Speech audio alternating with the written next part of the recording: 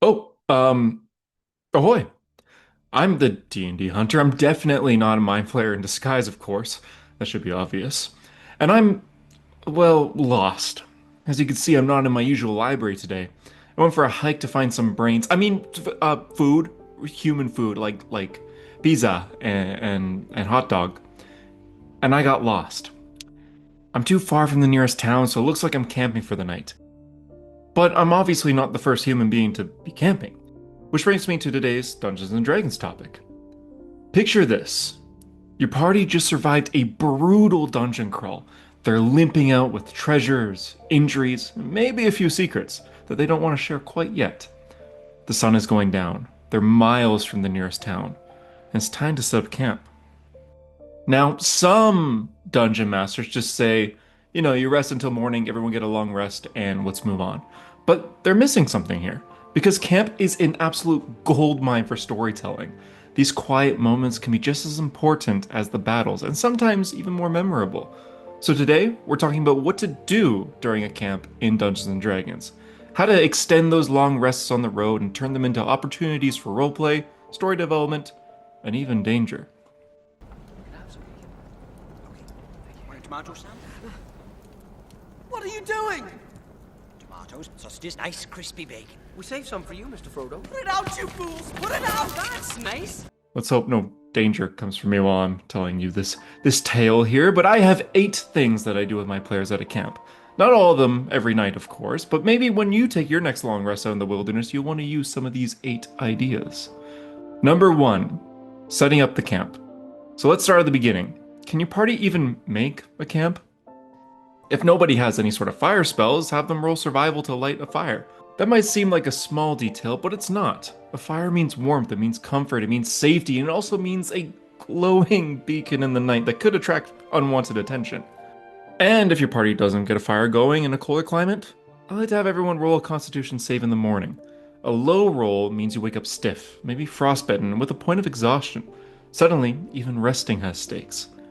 This is your stage setting moment. Tells the players that this isn't just a bookkeeping, this camp matters to you. I don't know if you guys have ever slept outside before, but it can be difficult to get comfortable, which is why I tend to say building the camp is important here to see if they can get comfortable for sleeping the whole night. Because if you don't sleep the whole night over uncomfortability, that's an excuse to give that point of exhaustion. That being said, um, that's kind of like a mean rule for mean dungeon masters. Like maybe myself sometimes. I like to make my games a little bit more difficult and a bit more realistic here. So build a camp. Number 2, role-playing character moments. Once the camp is set up, the real magic begins. Downtime is the perfect chance to breathe after a long day of adventuring. Let the characters talk about what happened that day. Maybe they question that shady NPC's motive. Maybe they argue about what the next step should be. Or maybe they just relax and laugh and share some stories. This is where secrets can slip out from backstories or private moments. It's where romance can spark. It's where rivalries come from. I always think and give credit to Baldur's Gate 3. Almost every time you head to camp before a long rest in that game, it rewards you with new scenes, characters talking, bonding, and revealing more of the party itself. I decided that I should do this at my table, and it's made wonders. Mario wonder, without the Mario. You can do the same thing at your table. Don't let downtime be wasted. Use it to plot, use it to plan, to flirt, to develop, to learn, and to prep. Number 3, choosing the watch. Sounds obvious, but of course someone has to stay awake in case danger comes. But we don't always have to do the same old elf stays on watch because they don't need much sleep mix-up, or mind flayer stays on watch because he doesn't sleep at all and he's totally is a human actually, and not a mind flayer at all. Not that you would have a mind flayer in your party, of course. Here's one trick. If you have, say, for example, 6 players, give each player a number and roll randomly on a d6 to decide who takes first watch and who joins them. Pair up unlikely duos by accident here through the power of the dice. Suddenly the paladin and the warlock are stuck together, or maybe the barbarian and the wizard. That forced interaction can create fresh, unexpected roleplay. Characters who never really talk to each other one-on-one now have a chance to share a fire and a secret together. And while they're distracted with the conversation, well, maybe something else stirs in the darkness, which brings me to number 4, camp visitors. Speaking of the darkness, not every visitor in the camp is friendly. Passing someone on the road during the day is one thing, but when someone walks into your camp at 3 in the morning, it feels a little different. Is this traveler truly lost, or are they following the party? Is this a merchant, a scout, a trap? This is your perfect chance to add tension. Maybe it's a vampire lurking at the edge of the firelight, or maybe it's a night hag roaming in the woods. Maybe you can up the horror just a little bit more by having it be Ed Sheeran from Game of Thrones coming over to your camp. Why was he in Game of Thrones? That's so okay. It's a new one. Are you hungry? Or maybe just an innocent old man who really is lost, and all your players have to decide, do they trust this gnome? The key here is uncertainty. A stranger approaching at the night is always going to be suspicious. Number 5, religious moments. Not every camp interaction has to be scary or creepy or an old gnome come walking through. For divine characters, these quiet nights are perfect moments to reach out to their gods. A few weeks ago, I uploaded a video on how I use Dungeons & Dragons gods in my campaigns. I went over how important these divine figures are and the overall Dungeons & Dragons mythology and how most of my players tend to have a god that they pray to, whether that's a cleric or a barbarian. Check it out in the link in my bio if you want more information, but moving on to camp here, if the druid can step away from the camp to pray to Selûne, they would look to the moon. The paladin to Ilmater offers prayers while bandaging wounds to the wounded fighter. The cleric makes offerings asking for guidance in his dreams. When the players take this time to roleplay this, I like to reward them with a high religious check. If they do end up rolling high, maybe they'll get a vision, maybe a divine sign, or maybe even a small benefit. That druid that's praying to Selûne might be asking for answers and then suddenly see a guiding moonbeam that'll highlight the direction of where the next adventure may take place. Or maybe temporary hit points will be granted from the paladin that prayed to Ilmater. Therefore, that fighter's getting a little bit of aid from the paladin's own god via a god's blessing. Camp is when divine can feel the closest. It's when the characters can pause and reflect, and that's when the gods can answer. Maybe. If you wanna, you don't have to. Just an idea. Number 6 is personal goals and downtime. Camp is also the best place for characters to work on their personal goals, like reading and studying. Some items for Dungeons & Dragons are books and tomes that require hours of study to actually unlock their secrets. So, let your players use camp time to chip away at those hours to see what history and skills they might unlock that night. Crafting and training. Ranger can fetch arrows, a wizard can scribe spells, a fighter can sharpen their blade and practice techniques. But the players choose what they'd like to do here. As well as bonding with NPCs, because maybe you have an NPC ally that's following the party here. Or a rescued prisoner can share their story. Maybe the party has a talking familiar that finally decides to speak up and sell a secret they've kept for themselves. You are exactly what I was looking for. I didn't even know familiars could do that, but hey, here we are. I actually still don't even know if familiars could do that.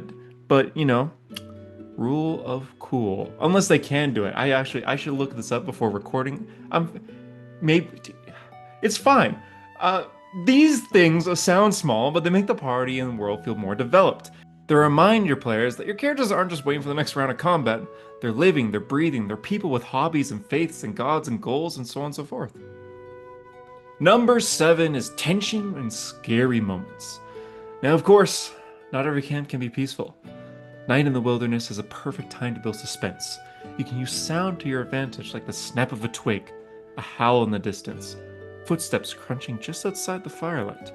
Or if you really want to unnerve your players, you can wake them up with something strange, such as footprints have circled the camp, but there's no one in sight. There's strange symbols carved into the trees. An item is stolen, but nothing else touched. Or you're given an item, like a gift, that seems more like a threat. A hag-like gift, like a bag of teeth or molded fruit. These don't always lead to combat. Sometimes the mystery itself is the scariest thing you can do.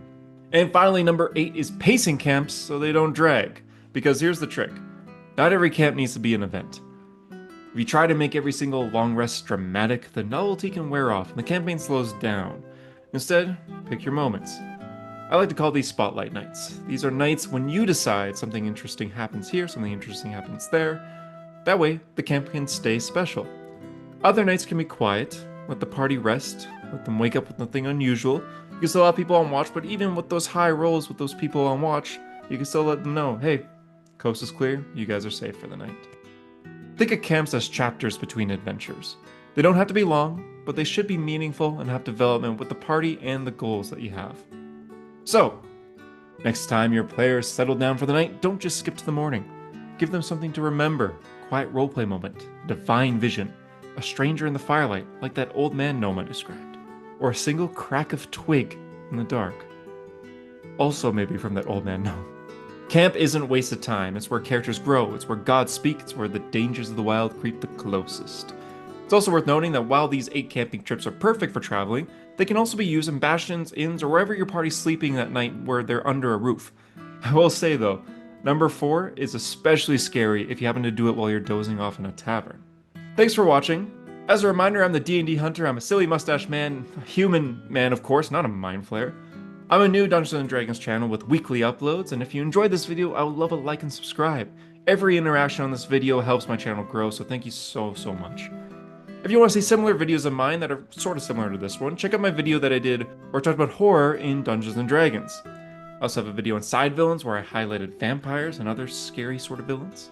And of course, I mentioned this video here, but you can check out the link in my bio to check out this video where I talk all about how I use gods in D&D and how they can be very essential for the overall story and characters.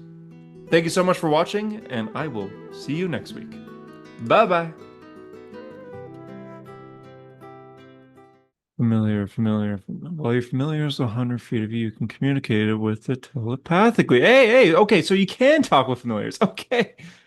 All right. Cool. Uh, Mystery solved.